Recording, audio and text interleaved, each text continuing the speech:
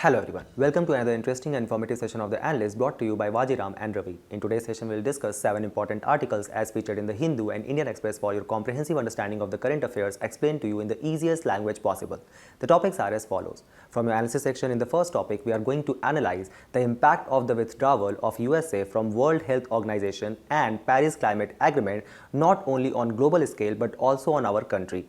Then in the second topic, we are going to understand about the various issues which are plaguing the smart cities mission and what are the innovative measures which shall be adopted.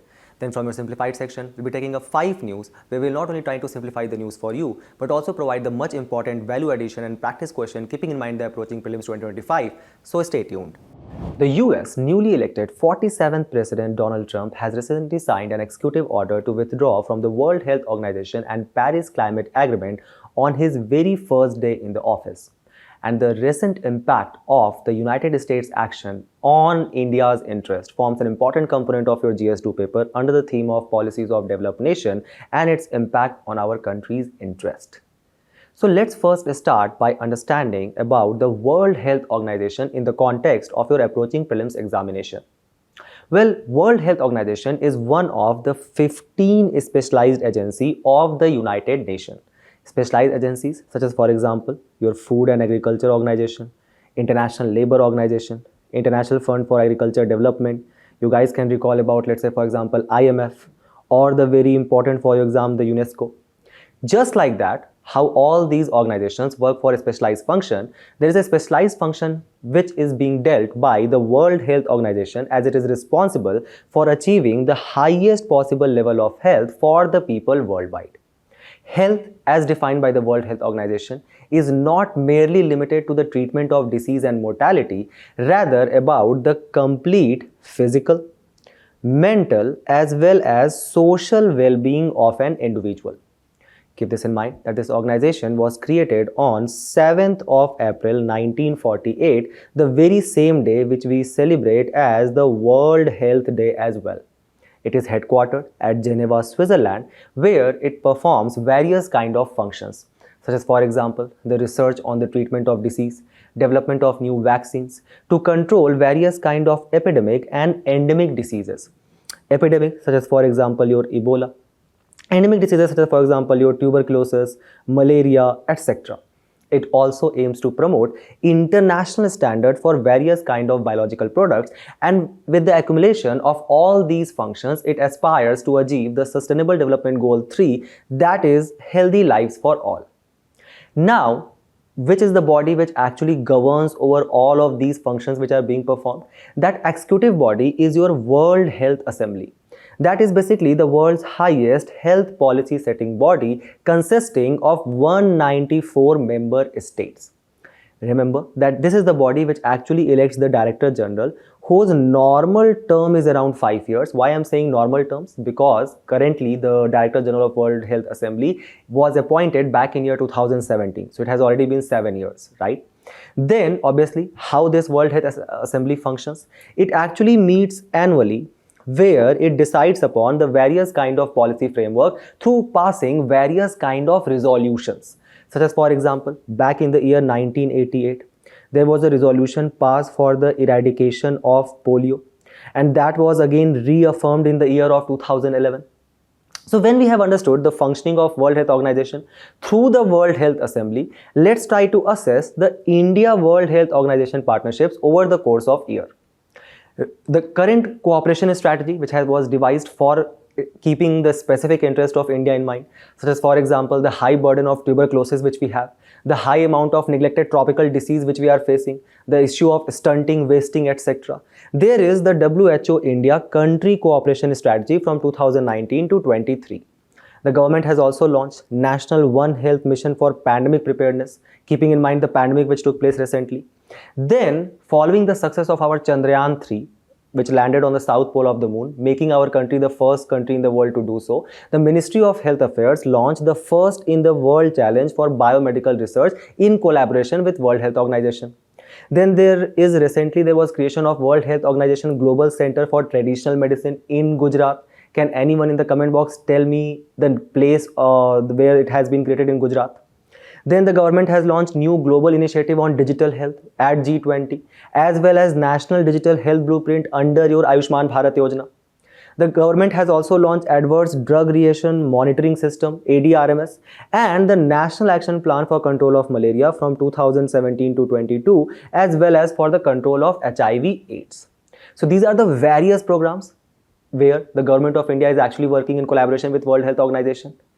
Now the main question of today's article is that why the US has actually chosen to withdraw from the World Health Organization. The Trump, when he was signing the executive order, that executive order actually lists down the several stand which USA has made against the World Health Organization. We will look into all of them one by one. First is the mishandling of the COVID pandemic. The second is the failure to adopt any kind of urgent needed reforms. Third is its inability to demonstrate independence from inappropriate political influence which has engulfed World Health Organization. And finally, the unfairly onerous payment from the United States. So let's start our discussion by understanding the funding mechanism of the World Health Organization in a simple manner. Let's say, for example, you are a UPSC aspirant. You have come to Delhi to prepare for UPSC. And you have told your parents back at home that you will be requiring a pocket money of 100 rupees for this preparation. Now your parents say that, okay, out of this 100 rupees, 12 rupees is actually going to be a kind of a fixed payment. That is a fixed payment irrespective of a performance in the test which you are giving for the prelims examination. So this payment is particularly fixed, and that's what we will call as assessed contribution. Second is the remaining 88 rupees, and this is basically on the wish and the mood of your family members. If you will get good marks in the test, they will give you more money. So this is basically a kind of a voluntary contribution from your family members. Exactly what happens with the funding of World Health Organization as well. There are two kinds of contribution. First is your assessed contribution, which is assessed upon the percentage of the country's GDP which it is going to dedicate or donate to World Health Organization, and that shall be agreed by the UNGA, United Nations General Assembly, and the member states. These 194 member states actually approve them every 2 years at the World Health Assembly. So basically a kind of a biennial budget is passed for World Health Organization, where every country says that, okay, this is going to be our assessed contribution or fixed contribution as a percentage of our GDP. Second is your voluntary contribution, which is basically the remainder of the WHO's financing, which is coming not only from these member states but also from various organizations, foundations, private sector. Foundations such as, for example, your Bill and Melinda Gates Foundation, which after the divorce has become Gates Foundation. So when we have understood about this financing mechanism, try to understand the various kind of issues of the funding of the World Health Organization. First is that why USA is withdrawing from it, because if we look at the estimated assessed contribution from the United States of America, it was significantly going to increase in the coming years. When we look at this assessed contribution, remember that out of this 12 rupees, 23% of that was actually being derived from USA itself. The second largest contributor of assessed contribution was 15%, and that was China. So let's say, for example, out of the 12 rupees of the fixed contribution which you were getting, 23% of that was coming from one nation out of 194. Similarly, even in this voluntary contribution, that is 88 rupees, almost 13% of that was coming from USA only. And in this case, China is contributing only 0.5% of the total voluntary contribution. So that was a kind of allegation which was actually put by the Trump on China, that even though the China's population is 300% times of USA, it is contributing only 0.5%. This is very unfair. Now again, as we can see, the estimated assessed contribution, it was going to significantly increase for USA. If you guys can recall, very recently we were discussing about the US economy, and we talked that how US is actually facing very high amount of fiscal deficit, that is almost 8% of its GDP if we look at the kind of an average of 2020 to 2024. So obviously it do want to follow a path of fiscal prudence, but at the very same time, we also looked in the very same article that how the majority of the job which is being created in USA now, that is also public funded, which basically means that the government of USA is actually driving a lot of capital investment to actually create employment for the unemployed youth of USA. So obviously it will try to reduce down its expenditure, and that it is doing obviously by withdrawing from World Health Organization. Now, when USA is going to withdraw, can we say that 22% of the assessed contribution and 15% or 13% of the voluntary contribution is going to be withdrawn from World Health Organization? If we look at the kind of a report which was published by the Global Cooperation and Development Report, GCD, it actually showcased that how World Health Organization was already facing financial constraint even before the withdrawal of USA. For example, its total budget for 2022 to 23 was only $6.72 billion. In the very same time period, the funding which was provided by the Gates Foundation was around $15 billion, almost more than double of WHO. So can we say that WHO is actually quite inadequately funded to deal with the various numerous emerging global health challenges? So as for example, what if another pandemic will take place? The WHO will be complete lack of fund there. Then when we look at this voluntary contribution, almost 60% of this voluntary contribution actually originates from 9 donors itself. So can we say that this large donor actually has a lot of say to actually kind of direct the World Health Organization policies and frameworks? So can we say that there exists a kind of a lack of autonomy because it does not have its own independent functioning as well as financing mechanism? So these large donors can actually kind of pressurize World Health Organization to align its objective and policies with their interest. So let's say if the large donors are, for example, European states, why they would like to World Health Organization to invest in neglected tropical disease, which is a problem of Asian countries like India. Also, the impact of this withdrawal is going to be very significant on our country because as we saw that we have signed a lot of policies and frameworks and projects with World Health Organization, and lot of our immunization programs such as for example for TB, HIV, AIDS actually receives funding from World Health Organization, and now that is going to be curtailed as well. Then there are certain other issues which were raised by the Donald Trump's executive order. First is that let's say for example a pandemic is taking place. So what is going to be World Health Organization's role in that? So what it can do, it can assess the information of the spread of that pandemic from an NGO, re-verify this data provided by NGO through the government sources, and share this important data of the spread of this new disease among other state actors as well. Then it can also actually kind of devise, the Director General can actually devise a public health emergency of international concern directive across the countries, and it can also ask the country to put certain kind of travel and trade restrictions. But when it came to the COVID pandemic, the handling by the World Health Organization actually raised a lot of questions. For example, during the month of January and the February 2020, all the statements made by World Health Organization was very closely aligned to the official stand of China, which actually kind of downplayed the threat of pandemic. And that actually led to its global wide spread. Remember that it was not until the 11th of March 2020 when the World Health Organization actually categorized the COVID as a global pandemic. And that obviously shows the growing political influence on international health regulation bodies such as for example World Health Organization. Then obviously there exists a complete lack of any kind of penalty power, because let's say even if I'm putting travel and trade restrictions on any particular country and that country is not following directive of mine, do I have any kind of penalizing power? Obviously not. Also, there exists the issues of lack of transparency, not only in the decision making, as we can see in the case of China and COVID pandemic, but also how these funds are being used. So in that case, try to understand that when we were talking about the voluntary contribution, there are two kinds of voluntary contribution. One is core, one is specified.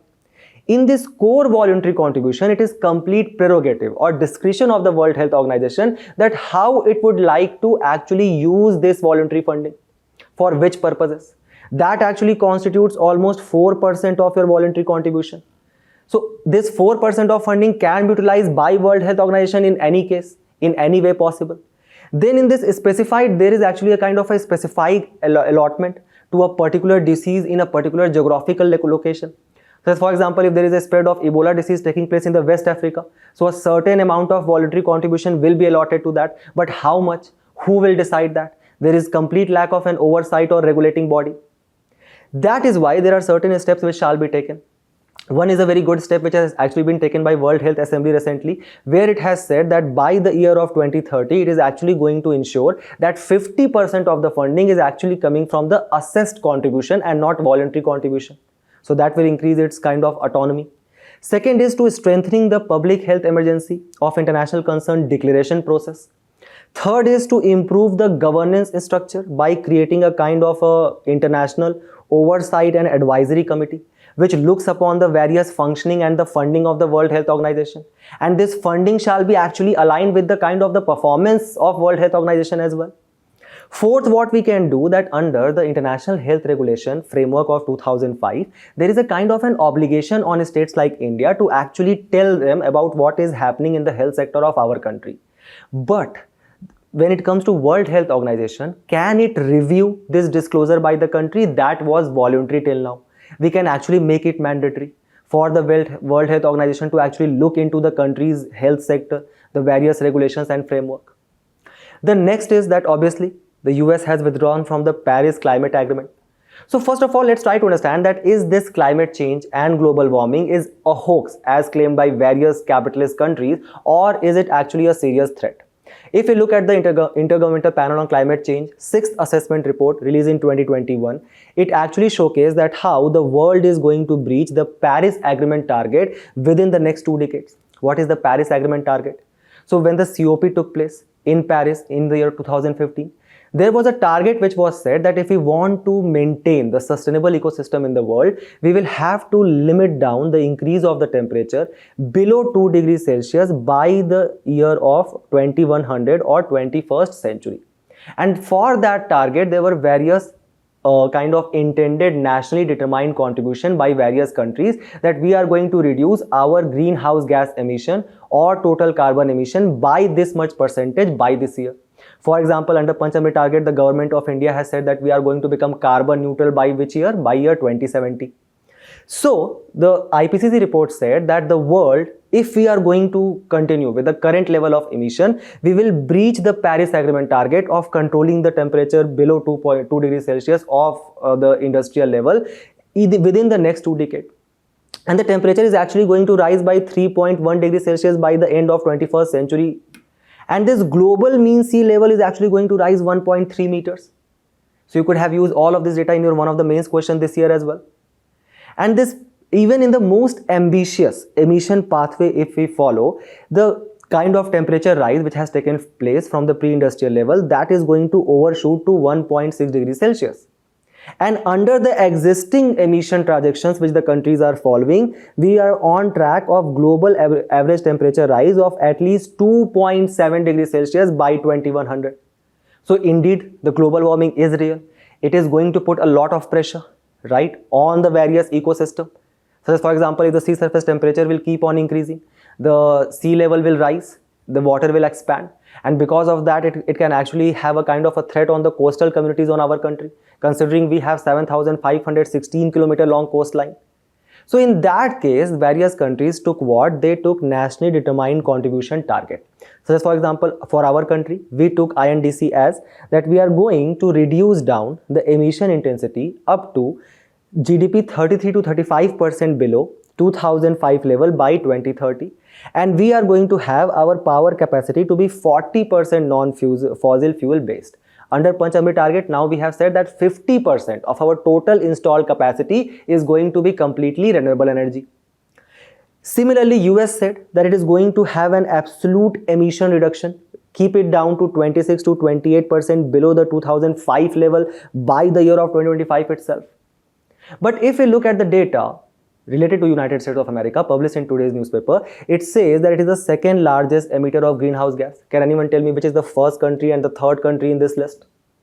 And if we look at the capitalist economy model which was followed even under the Trump's last regime, just look at the increasing natural gas production and the crude oil production as well, obviously to create further employment, to kind of expand the industries. So can we say that after this withdrawal, this NDC will not be applicable on USA? It is going to take a capitalist economy model formula. And the estimate is that in this pathway, it is going to release 4 billion tons of carbon emission in the next 4 years. And thus, the Paris target is obviously going to remain unfulfilled. And then when US has withdrawn from this Paris Climate Agreement, obviously it is not going to finance the kind of climate change initiatives which are taking place in the developing countries, which was a kind of an obligation on the developed nation through the Paris Agreement. This is where exactly the COP29 ended. Disappointed for developing nation, where the developing nations like our country was actually demanding of the climate finance mobilization of $1.3 trillion per year by 2035 to meet this target of Paris Agreement. These developed nations at that time, also led by USA, which had recently joined, were offering us $300 billion a year. Even though we look at how the USA is the second highest emitter, historically it is the largest country responsible for the highest level of CO2 emission. And this global north actually constitutes 82% of the carbon budget. Now with the withdrawal of USA, even this $300 billion a year seems like a far reality.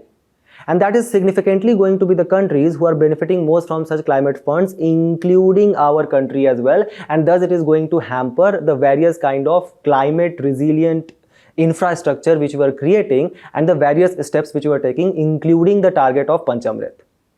So keep all of these issues in your mind, try to attempt this particular question, and we move forward to the next news.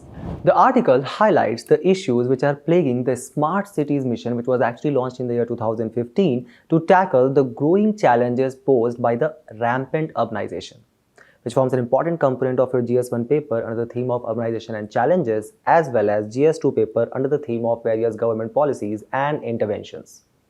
So, in the context of your prelims, let's try to analyze the status of urbanization globally as well as in India. If you look at the status of global urbanization, very recently on the 31st of October, the World Cities Day was celebrated with the theme of Youth Climate Change Makers Catalyzing the Local Action. And the report which was published by the United Nations, it actually stated that how the current global population which is living in the cities has reached to 4.7 billion in the year of 2024, thus comprising 57% of the total population. And this population is actually going to further double by the year of 2050, and 50% of this increasing growth in the population living in the cities between the year 2024 to 2050 will be actually witnessed by the 9 countries, and the highest percentage of this growth will be registered in which country? In our country. So now let's try to look at the status of urbanization in our country. Remember that with the absence of census 2021 data, which has actually been postponed because of the pandemic, we do not have kind of any precise government issued information related to the status of urbanization. However, if you look at the estimate done by the World Bank, currently 40% of the population of our country lives in these cities in more than 9,000 statutory and census towns. If you look at the data provided to us by the 2011 census, there exist more than 4,000 statutory towns and more than 3,800 census towns. What are the difference between both of them? A statutory town is a town which is actually governed by any kind of statutory or urban local governing bodies, such as, for example, your municipality, your corporation, cantonment board, notified area committee, etc. Similarly, a census town is a town which has a kind of a specific urban characteristic, such as, for example, it has more than 5,000 population. 75% of the male working population is actually working in a non-agriculture activity. Obviously, a little bit hint of patriarchy even in the classification of cities here as well. Then the population density shall be more than 400 per kilometer square, but obviously this classification was done years before, and now majority of such towns in our country can be considered as a census town. Just look at the growing urban footprint or the share of population living in these cities in comparison to the total population, how it used to be around 17% in 1951 when the first census was conducted in independent India, and how it increased to 31% by the year of 2011. Just look at the rampant increase which was witnessed in the 2 decades after the LPG reforms of 1991. So when we have understood the kind of the concentration of these cities and the population which are living there, but this rampant urbanization and unplanned urbanization actually started posing a lot of challenges, where this accumulated population actually became quite unsustainable to actually kind of provide them a sustainable ecosystem. The major reason for that was various kind of push and pull factors, to understand which we are going to refer to 3 important data. First has been provided to us by the Health Dynamic of India 2023, according to which 40% of the rural health centers do not have a basic requirement, and that is infrastructure or building. So for example, let's say you are living in a village and you are a wealthy farmer. You are also getting direct benefit transfer from the PM Kisan Samman Nidhi scheme as well. And thus you are capable enough to afford good quality health care. But if the rural health center does not even have building there, will not act as a kind of a push factor for you to actually seek good kind of health infrastructure, education infrastructure in the cities? Second is, look at the All India Survey of Higher Education 2023 published by the Ministry of Education itself. It states that even though 43% of the universities and 61% of the colleges in rural areas, there exist various factors behind it. First of all, the unavailability of large scale area to open a university has actually pushed these universities in the rural areas. Second, because these universities are now being created on agricultural land, they are also availing various kind of tax concession. Third is that even though this many number of universities exist in the rural areas, they do not have adequate amount of education and kind of technological infrastructure. You can do the very simple comparison by kind of looking at the numbers of enrollment forms which take place in Delhi University and any random university in your rural area. So obviously it acts as a kind of a push factor. Third is, if you look at the Center for Monitoring Indian Economy, it states that how the unemployment rate in rural area, which is around 7.8%, is actually less than urban area, that is 8.7%. But even then, the lot of this employment in rural area is actually coming from the disguised employment in the agriculture. So there does not exist any substantial level of industrial employment in rural areas. So most of the graduate youths are moving toward these cities, and that reflects in the kind of this magnanimous population of these cities like Delhi, Bombay and Kolkata. So obviously that has become quite unsustainable. These cities have more population than countries like Netherlands, Romania, etc. Then that has led to what? A kind of an unplanned creation of cities in our country, which is just sprouting like a plant in each and every direction, and we are unable to kind of assess its this unplanned growth which is taking place. For example, as per Niti Aayog, 65% of this more than 4,000 statutory towns, they do not have any kind of master plan.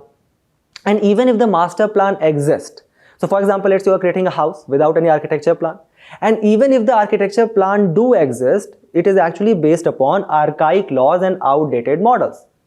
For example, if you look at the model plan for Delhi, the capital of our country, the model plan on the basis of which the drainage system has been created, that is based upon 1962 model, and it was created to sustain the population of 5 million.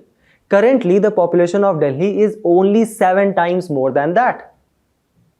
Third, let's say for example, you become a district magistrate and you try to solve this problem.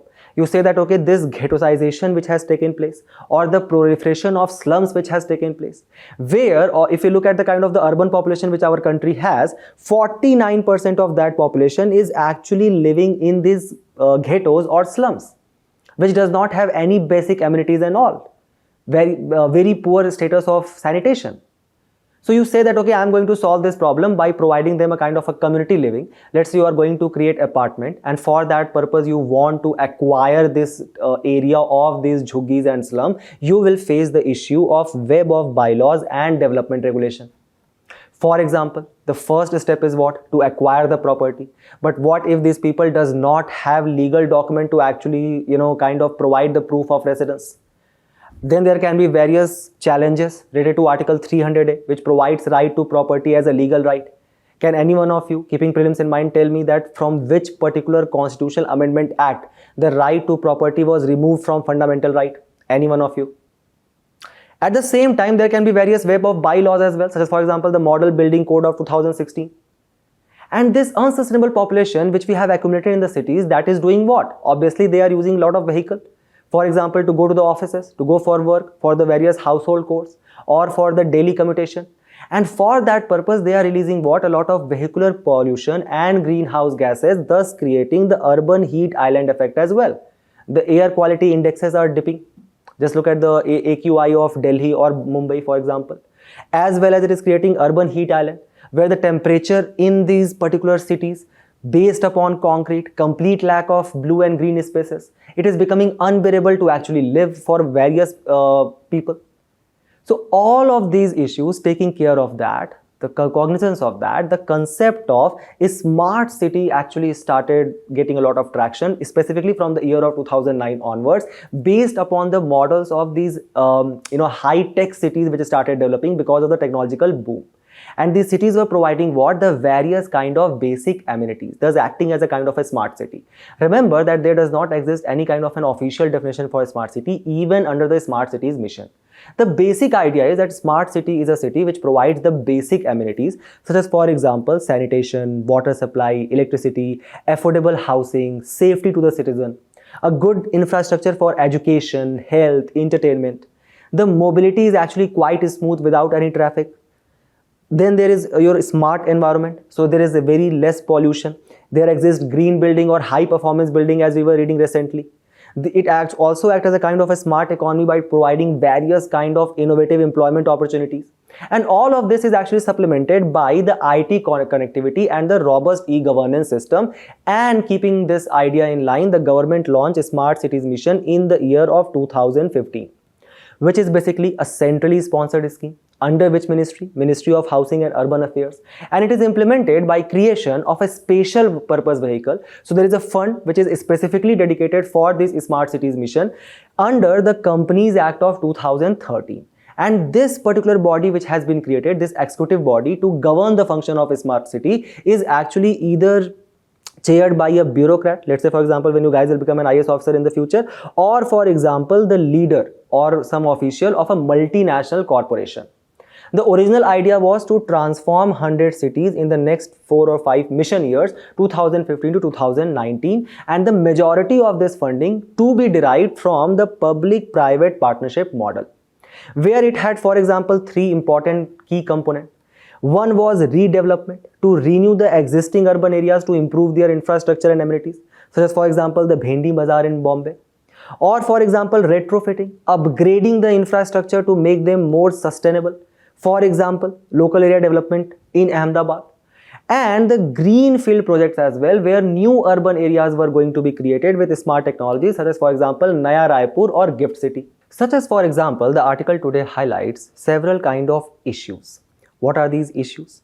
The issues such as, for example, the IT-enabled services like mobility and waste management and area-based development, which was actually restricted to the specific zones within a city, focusing upon the retrofitting, redevelopment and greenfield projects, and that basically led to what? Flawed city selection process.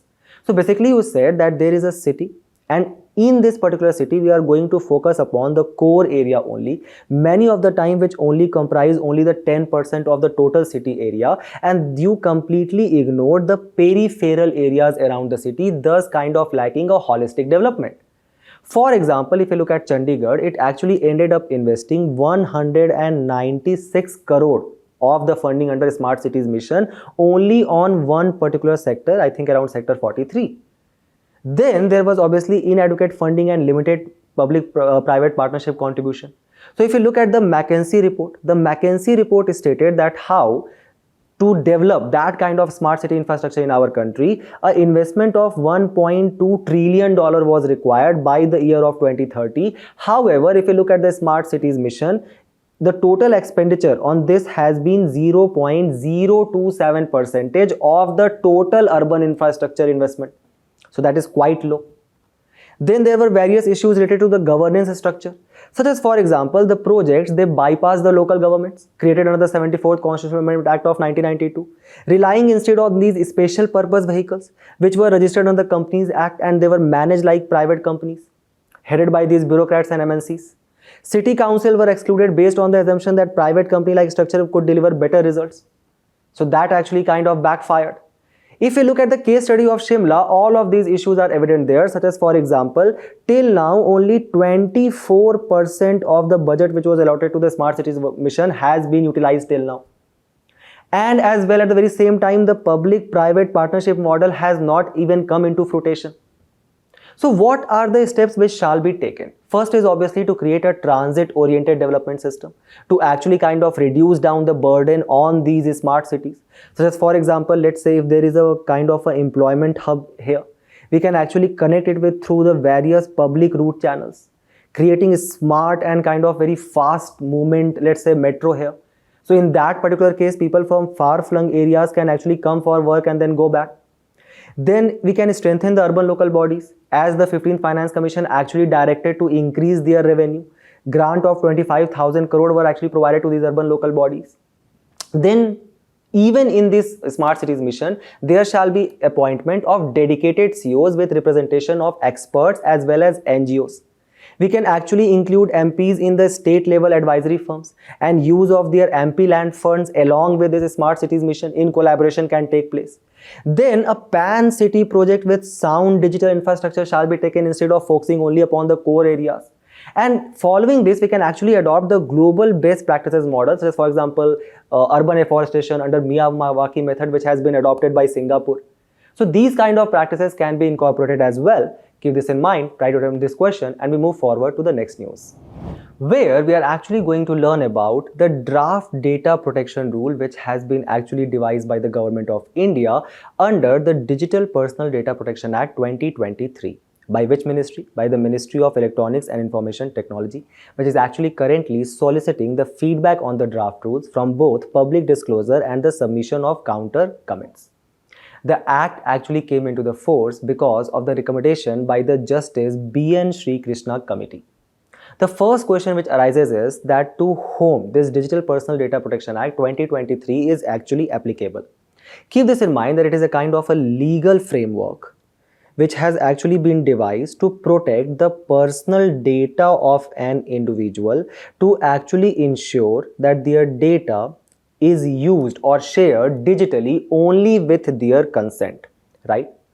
Now, to whom it is applicable? It is going to be applicable to both the data which actually is being shared within the territory of India, as well as the data which is being shared, let's say, even at the global scale, but that actually involves the providing the goods or services to the data principal within the territory of the state.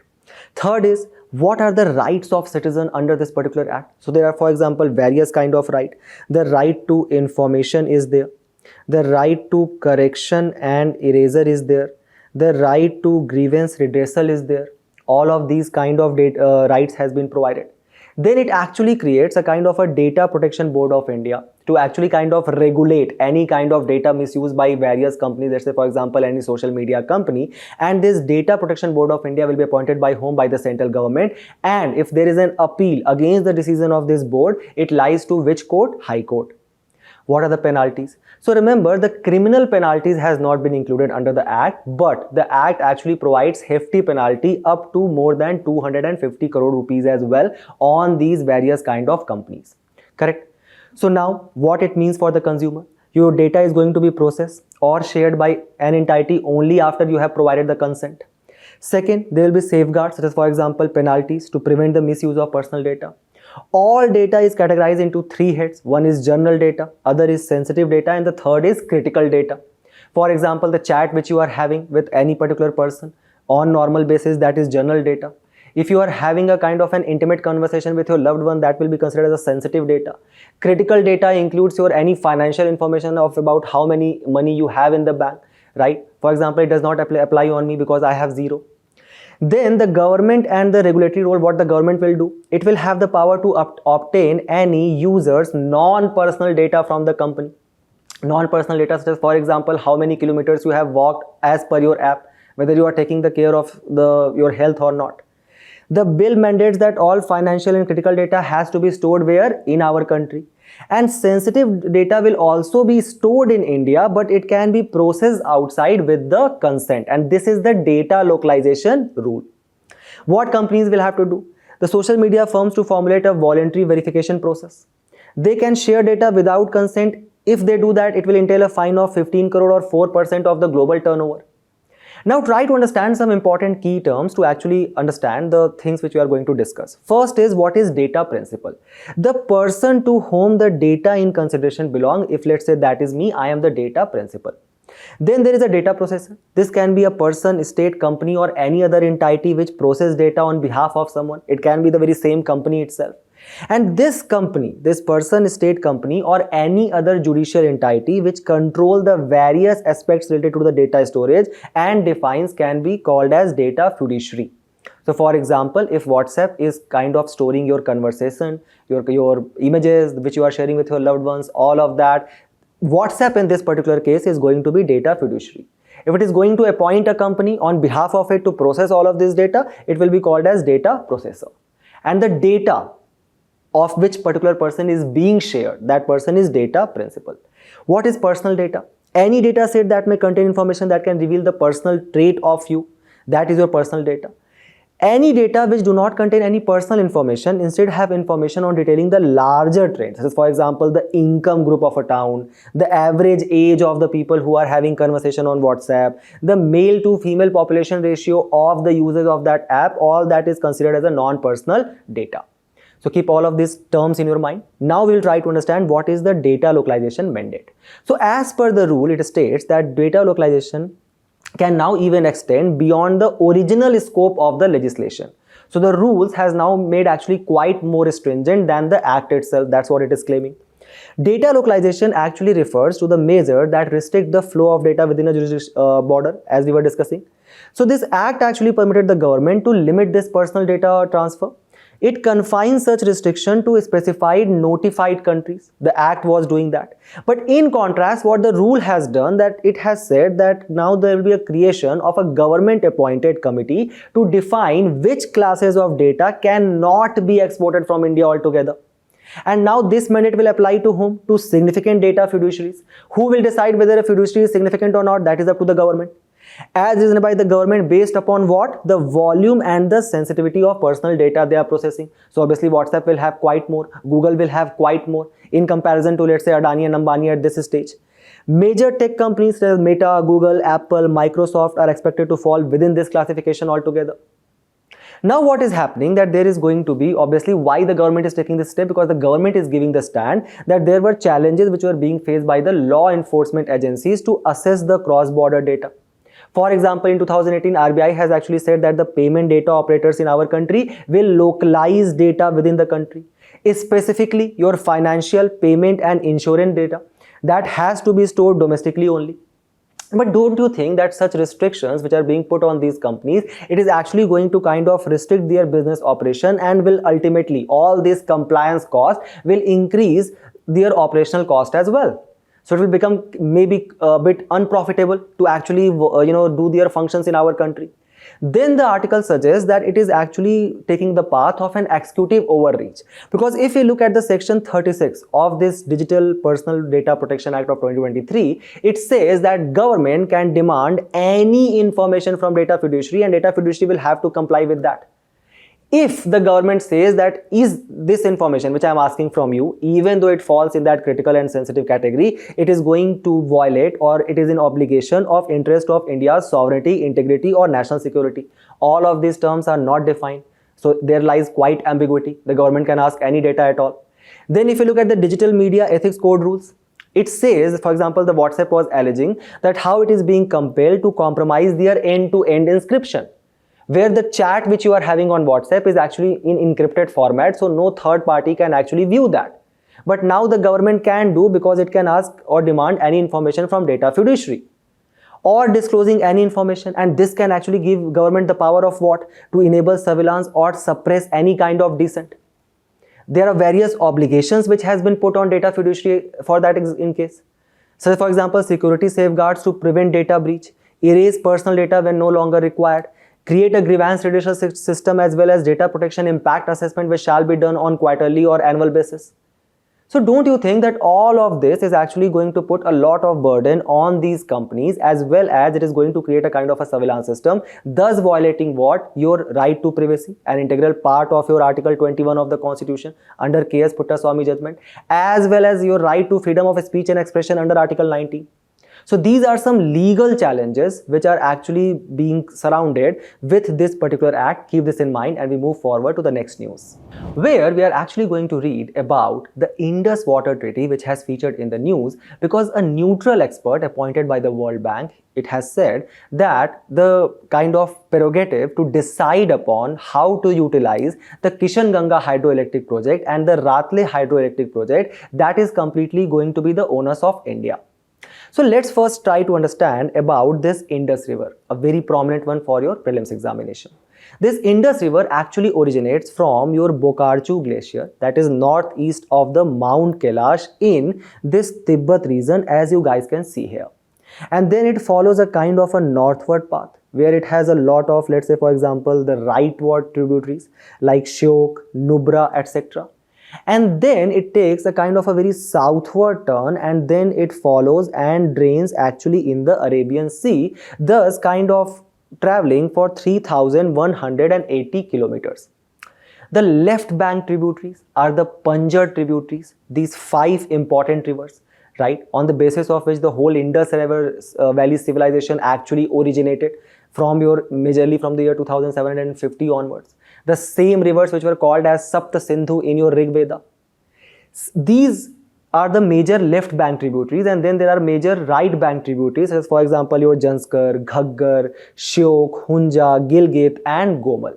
Remember that this Indus River is actually an antecedent river, which basically means that it existed even before the creation of the Himalayas, and when the Himalayas started rising, the course of the river has changed over the centuries. And obviously this river is obviously majorly important for the economy of your not only Pakistan but our country as well. For example, if you look at the complete green belt region, right, the green revolution which took place from the year of 1967 onwards, the majority of this region is actually drained by the tributaries of this Indus River itself. So as for example Satluj, Bias, etc. Now let's have a quick look at the source and the kind of where this river joins the other rivers, right? So for example, Jhelum River, it originates from where? Verinag Spring in your Pir Panjal mountain, and it joins Chenab at Trimmu, Pakistan. Chenab originates from the confluence of 2 streams, Chandra and Bhaga, near which pass Baralachala Pass. And this actually joins Satluj after receiving 2 rivers, and that is Jhelum and Ravi. So can we say that Satluj is actually taking up 3 rivers here? That can be Chenab, Jhelum and Ravi. Keep this information in your mind. Ravi actually kind of originates from your Kullu Hills near the Rohtang Pass and drains with Chenab in the Rangpur, Pakistan. Rangpur is a very important IVC site. Bias originates from Bias Kund, again very close to the Rohtang Pass, crosses the Dhauladhar range and then meets Satluj River in Punjab.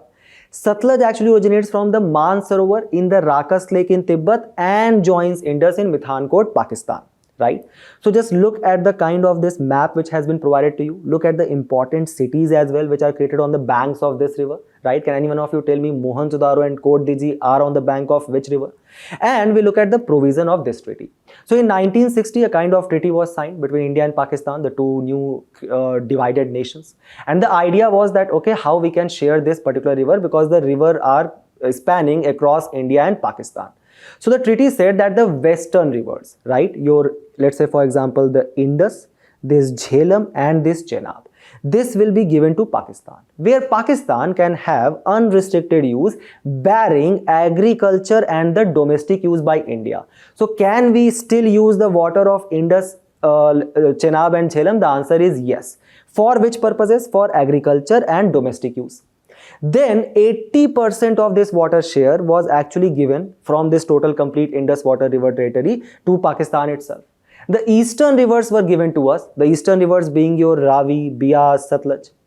Now this permanent Indus Commission which was created from the year of 1960 onwards, it actually meets annually, decide upon the share of the water system, decide upon any kind of dispute if it exists. There is a kind of a 3-tier dispute resolving mechanism. Even then if the dispute still remains, it actually goes to a kind of a World Bank appointed neutral expert, how it has featured in the news, correct? So remember, it is governed by this particular treaty, signed on which date? September 19, 1960, right? The idea is that if you look at this river, Chenab, Jhelum and Indus, which has been given to Pakistan, in what we can do over these rivers, we can set up a certain irrigation, run of the river power plant, where we are not kind of, impacting the flow of the river. We have very limited storage, domestic and non-consumptive use, all subject to the various conditions here. Now this is where the kind of the argument of Pakistan actually arises from, that India is kind of overusing these rivers, etc. Then when we come to the kind of these 3 rivers, Satluj, Bias and Ravi, we have exclusive rights on these rivers where we can do whatever we want, right? So there are certain important projects on these rivers, keep them in mind. Your Uri hydroelectric project on Jhelum, Kishan Ganga hydroelectric project on Jhelum, Ratle Dam which is in the news on Chenab, Pong Dam, which is on Bias, and your Bhakra Nangal Dam on the river Satluj. Now, whatever we have discussed, try to apply that knowledge, solve this question. We move forward to the next news, where we are actually going to analyze about the accessibility of anti-venoms in our country. First, let's try to understand that what are anti-venom, right? So anti-venoms or anti-venins are basically the life-saving medicine which are used to treat the various kind of snake bites. And how they are produced? They are produced by injecting small amount of venoms into the animals, such as for example, let's say horse, and when these horses over a period of time, they start producing what? Various kind of antibodies as a part of the immune response. So let's say for example, there is a technician. The technician extracts and later purifies this venom from the species of which scientists want to make an antivenom.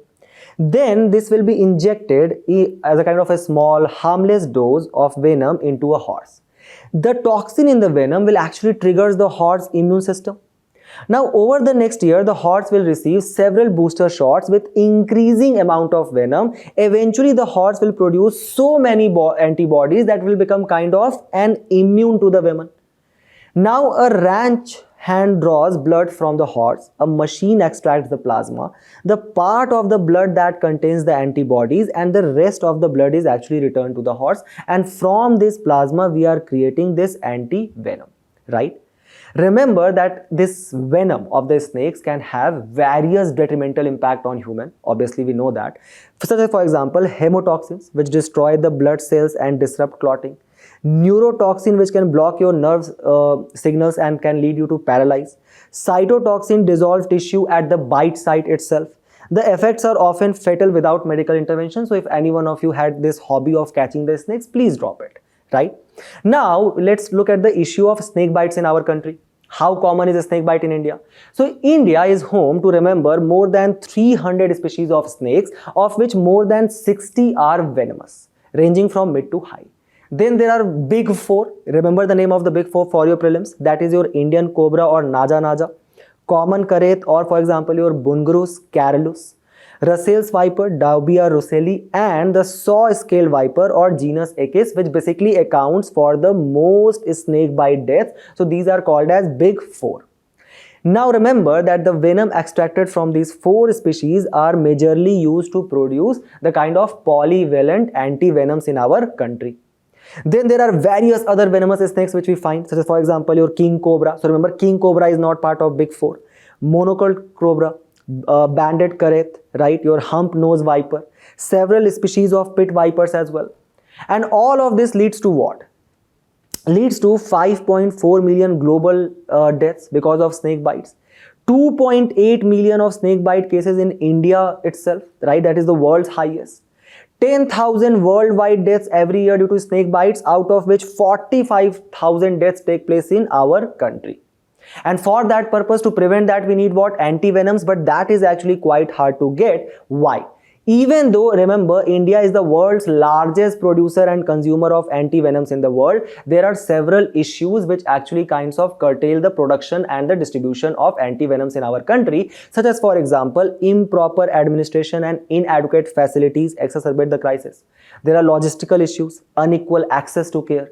There can be superstitious belief related to these snakes as well, and cultural practices which often delay the proper treatment in many parts. Then these anti-venoms, they actually require what? A large scale cold storage infrastructure. But in India's rural part, we lack the supporting infrastructure as well as power supply. Then the high cost of manufacturing anti-venom also limits the accessibility for the economically disadvantaged section of the society as well as economically middle income countries like India. Thus, the article suggests that how the scientists, they are actually kind of deploying the newly emerging technologies for the creation of these anti-venom, such as for example, recombinant DNA technology. They are creating lab engineered synthetic anti-venoms. They are optimizing antibodies through computer designed proteins, and how very recently a Nobel laureate has actually used artificial intelligence to design antivenoms. And the article suggests that how we can map the toxin, because remember that if you are talking about the bite of, let's say, an Indian cobra, that bite or the level of the venom will also vary from various geographical location as well as from various climate condition as well. So we need to create a kind of a toxin map through the use of artificial intelligence as well. Keep all of this in your mind and we move forward to the next news, where we are going to actually dwell upon a very interesting concept about the poll ban on persons who are charged with crime. First, let's try to understand what does the rule say. So if we look at the section 8 of the Representation of People Act 1951, it suggests that, let's say for example, I am a person and I have been convicted of any kind of crime, then I am going to be disqualified as an electoral candidate, or that means I cannot contest an election. However, this ban is not going to apply to a candidate who is currently undergoing a criminal trial. So let's say for example, I am a very good person, which I am, and I am contesting in election, and some of you comes and says or put some kind of, let's say, misalleged, or let's say for example misinformed criminal charges on me, that on some day I have attacked upon you. So just because I have become an accused, I am not yet convicted by the court. If I am a accused person, I can still contest the election, right?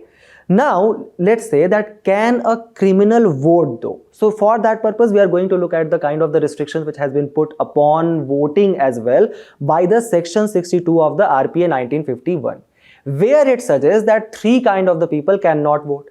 Any person who is in the lawful custody of the police, any person who is serving sentence of imprisonment after the conviction, any under trial prisoner as well. But remember that if you have been arrested under preventive detention, then you can actually go and vote in the election.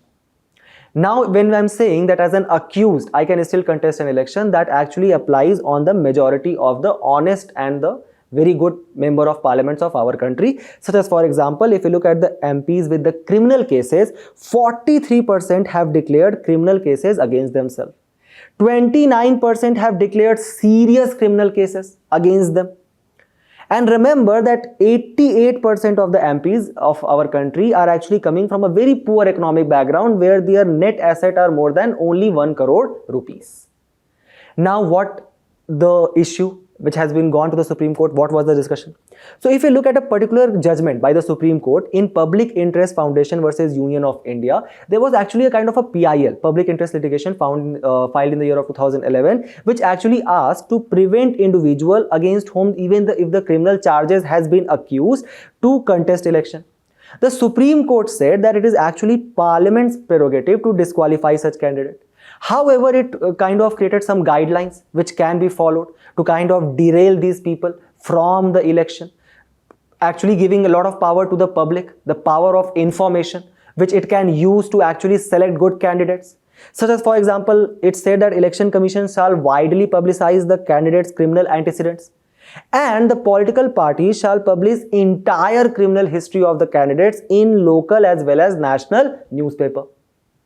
The recent argument is that Supreme Court on Tuesday asked that whether a ban can be actually put on a person charged with heinous offences, as for example murder and rape, from contesting election. But if we do that, that can lead to irreversible damage. What if that person later comes out as an innocent? They also asked that that there were also relief in the laws if elected persons were later found guilty of the serious crime. Also, the idea was that the right to campaign and contest, remember, is not a fundamental right, and the judge asked how many honest people come forward to contest, stressing upon the national introspection.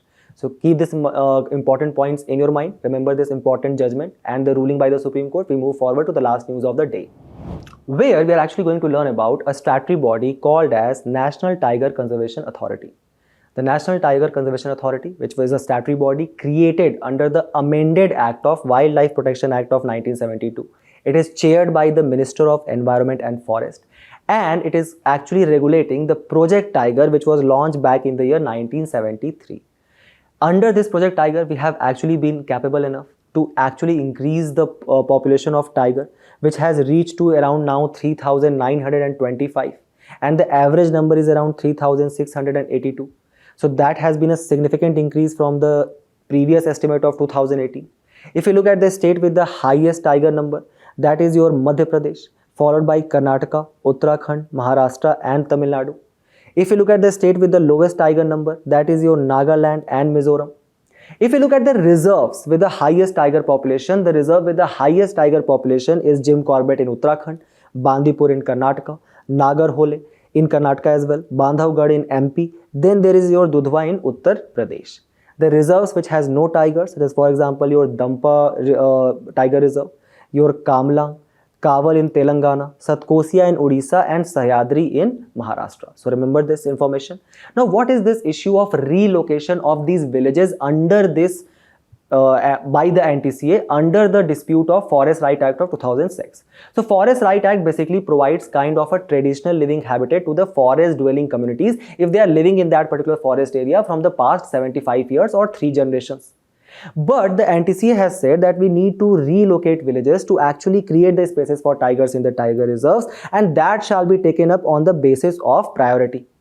However, these villagers who are living in this forest from so many years, they are actually kind of alleging the violation of Forest Right Act during this relocation process. Such as for example, the villagers inside the Virangana Durgavati Wildlife Sanctuary. The NTCA is saying that we require a minimum core area of 800 to 1200 km square and further an eco-sensitive zone of 1000 to 300 km square around the core area itself. And the Wildlife Protection Act of Amended Act of 2006, it actually empowers the tiger reserve officials to create such people-free inviolate species. And under the NTCA new rules, it has said that we will follow the kind of directives which were provided in the Forest Right Act 2006. We are going to create voluntary village relocation guidelines where if we are relocating any particular family from this core area, which we are kind of creating a separate space for tiger, we will provide them 15 lakh rupees per family. But then, as per the estimate, in 28 tiger reserves, there exist 273 villages. More than 19,125 families live in these core areas. What about their traditional right of dwelling under the Forest Act of 2006? So remember NTCA, remember the important tiger reserves, remember the provisions of FRA 2006, and with this we have reached to the end of our discussion today. Do not forget to attempt the questions at the end of the video and test your knowledge. We will meet in a very interesting discussion very soon. Till then, all the very best for your preparation guys, and thank you.